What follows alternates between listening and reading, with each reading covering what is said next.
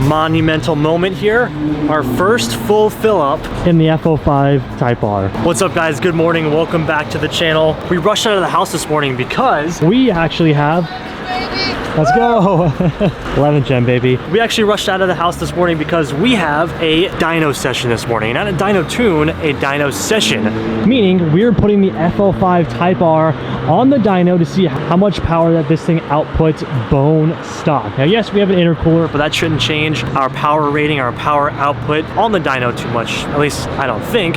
So we're gonna be testing the car bone stock today so that when we add modifications, we'll be able to see how each mod affects the car and how much power each mod helps us with the car. So filling up with some 91, unfortunately California, this is as high as we go. And then we're gonna head over to Power Metric to put this thing on the Mustang dyno and see how much this thing actually makes. I think that's gonna be really, really cool because we do have a few modifications coming in, a few quote-unquote power modifications coming in for the Type R. You can't tune this car just yet, and we'll talk about that in just a little bit. Cool to see before we install everything how much this car makes.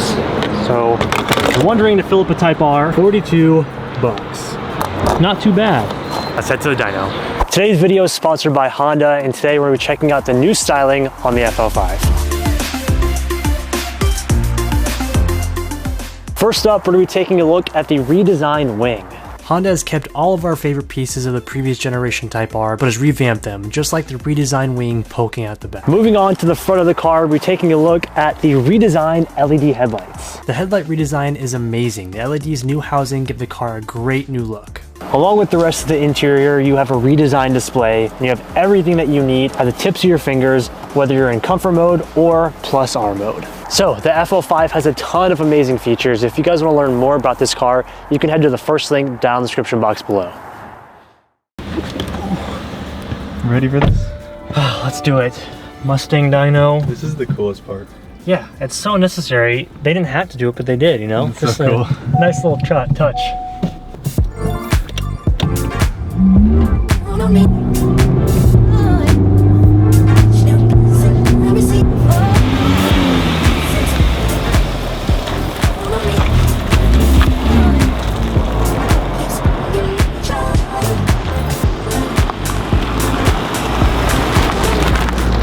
This is going to be the first FL5 we put on this dyno. Really?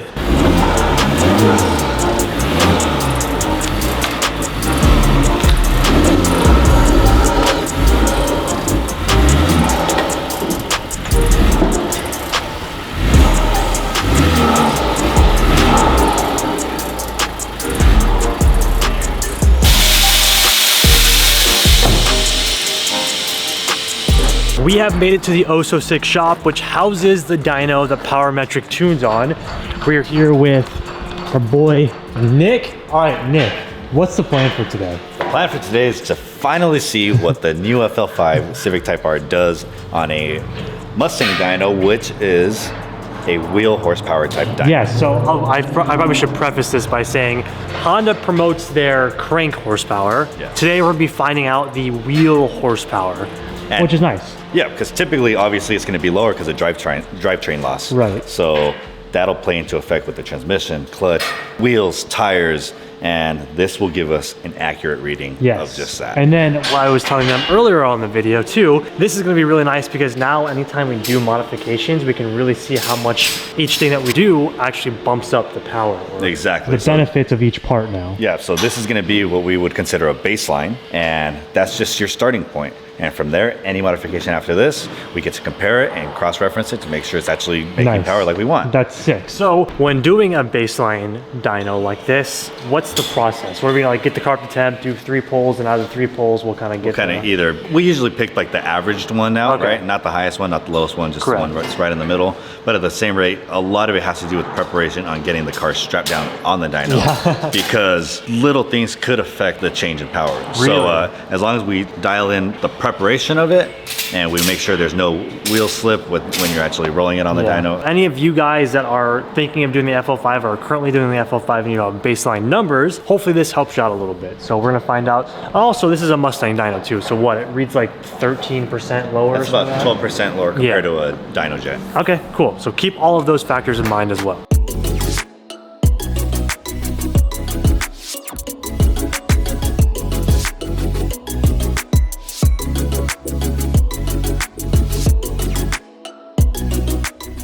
Yes, the car is basically stock. We do have the very nice PRL intercooler helping us with cooling and keeping the heat soak away. I'm very excited to see what the actual baseline of this car is gonna be. We didn't actually get to do this on the FK8. If we would do it on the FL5, it's gonna be very, very nice. So he's getting all the parameters and stuff set up in here, and then we'll get started. So right now we're gonna do the vehicle speed loss. So we have to get it up to like 100 miles an hour and just let it coast down. Okay.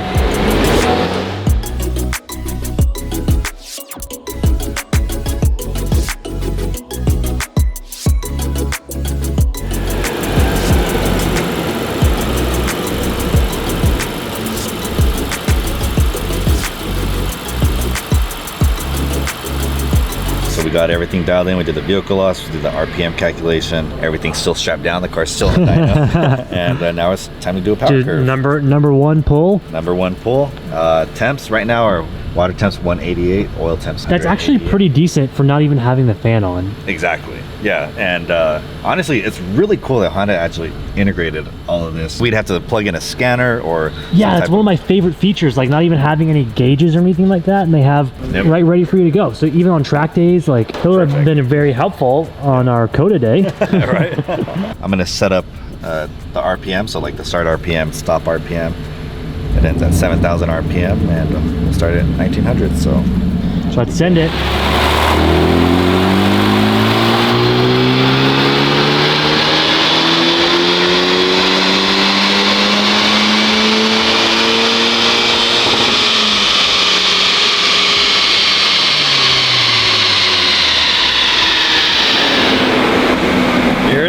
What are we looking at? The first results on 293. 293 and 316 foot-pounds of wheel torque. Honda. That's actually sick. That's so much more than I thought. Oh yeah. So 293 horsepower and 316 torque. Yep. On wheel horsepower. To the wheel. Yeah. Wow. Okay. So that was the first run. That's a good first run. Yep. So we'll do two more. We're gonna let it cool down for about 2 minutes. And honestly, the temps is more important. So it started around 185 and then 190 for the oil temp. And as you can see, it only went up to 197 oil temp and like 190. Yeah, for a full pull. Yeah. So that's sick. Okay, this is good. Wow. What is your guess? What would you guess? 280. 280? What's your guess? 270. I'll say 285. 285? 293 horsepower and 316 torque to the wheels. So do your math, add 12% to that. Numbers, wheel numbers? Stock Type R on this same dyno. The FK8, by the way. Okay. 268 horsepower and 314 torque. Wow, so almost 30 horsepower difference and 1 torque difference. 1 foot-pound of torque difference. That's very interesting. That's very surprising. Second pull.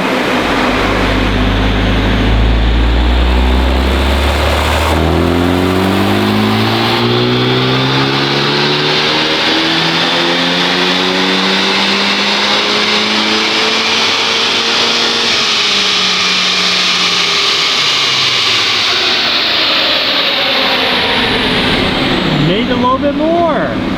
Dude, that's water temp 210 and then oil temps 199. okay. Still pretty normal. Yep. So this is good. So another 2 minutes and let's see what Yeah. number 3 So what this is showing us is that the PRL intercooler is definitely helping with temp. Consistent temp, yeah. Plus, this thing is, wow. And remember, this is a Mustang dyno to the wheels. So 294 and 316 torque. Hopefully we can see those numbers one more time and come over the average. This is a really good car, Honda. Oh my gosh. Pull number 3. This might be our last one.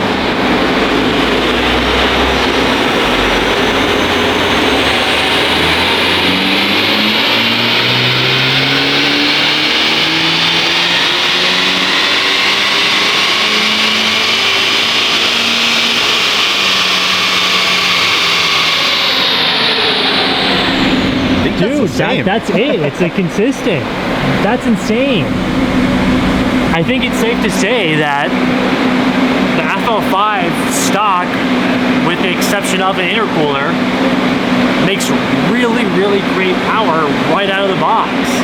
With no real like power upgrades or tuning, to have 294 horsepower and 316 foot-pounds of torque, real horsepower and torque on a Mustang dyno is fantastic. And here's the really cool thing, even comparing all three runs, right? Made the same on every single one horsepower wise, and only the torque was off by like 1. Right. So it's very, very consistent. Very.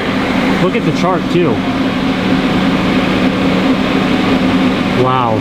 And with tuning, we could really clean up that and make the power band available for these. For sure, these cars are gonna be a lot of fun. But honestly, right now, as is, it's great. The most incredible like street / weekend warrior car that you can probably get. Yeah, it is. I'm so pumped. I'm so surprised. The real kick here, Nick, is we do have an intercooler. How much of a part do you think the intercooler plays in the power numbers? I would look at it more of a cooling aspect. Right, and that's what I think as well. Like, it's more of a preventative, helpful modification rather than like a power modification. Yeah, because I can tell you, even from my experience at one of the track one time, one of the tech guys was telling me, you know, they asked what mods you have. Right. Oh, I have an intercooler, and they're like, okay, well, if anything, that's more of a cooling mod. Yeah. Than anything. Than a power mod. Do they make for power in certain aspects? Yes. I mean, it allows for more air, like the stock intercooler versus the PRL one. If you guys didn't watch that video, go check it out because it's a massive difference. So yes, you have a ton of more air coming through the intercooler.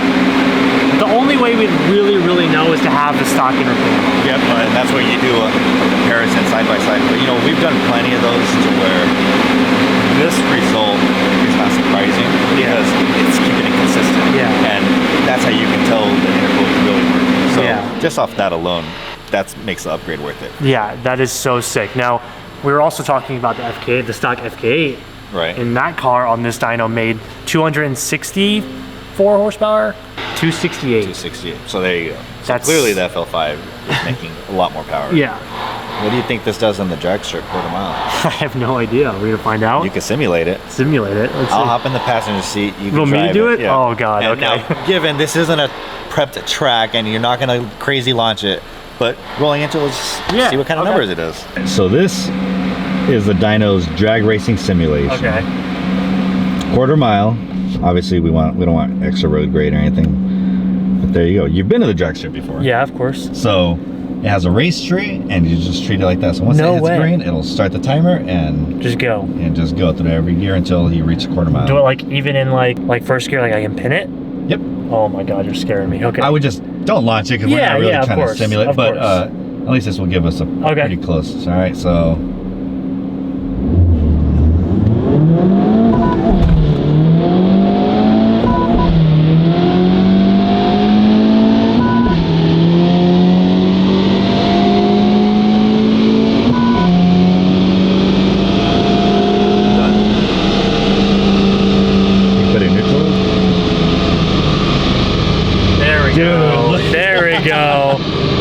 Okay, go ahead.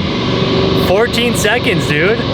And on the track, like what all the publishers did, this does 13.5 in the quarter mile. Really? So it's like pretty accurate. This dyno is actually very accurate. So again, this is wheel horsepower, and yeah, you're not launching it. It's not track prep. Right.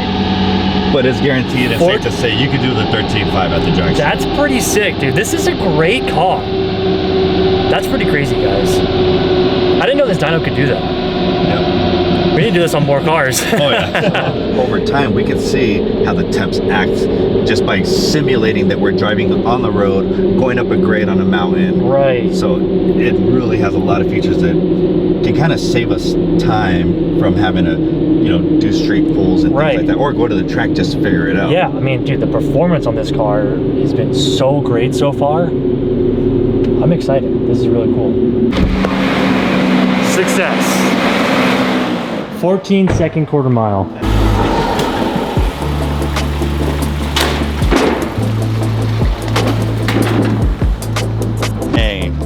successful dyno day. I'm very excited to continue the build on this and see where it goes. I mean, I'm excited to see this over 500. Yeah, just from today, there's a ton of potential with this car. Honda did a fantastic job. I am so stoked on how awesome this car did. And honestly, I'm genuinely surprised at how much power it made on the Mustang dyno to the wheels. That just tells us that there's so much potential with the FL5. And once the ball starts rolling, I think this is gonna be a really, really amazing platform, much like the FK8 is. We're gonna go ahead and wrap up today's video. We're actually about to start working on the FK8 and start dealing with our engine with that car. We have some exciting news to tell you guys on that, which will be in what you guys have already seen, I think. With all that being said, I hope you guys are as stoked as we are on the FL5 and all that's to come with this car, and really with how well it did today. So once again, thank you to Nick and the guys over at Oh So Sick, as well as Power Metric, for allowing us on the dyno, and thank you to Honda for sponsoring today's video. If you guys have not already, make sure to hit that subscribe button, leave me a like down below, and also leave me a comment on what you guys are most excited to see with the FL5, and stay tuned for what's to come. We'll see you guys in the next one. Peace out.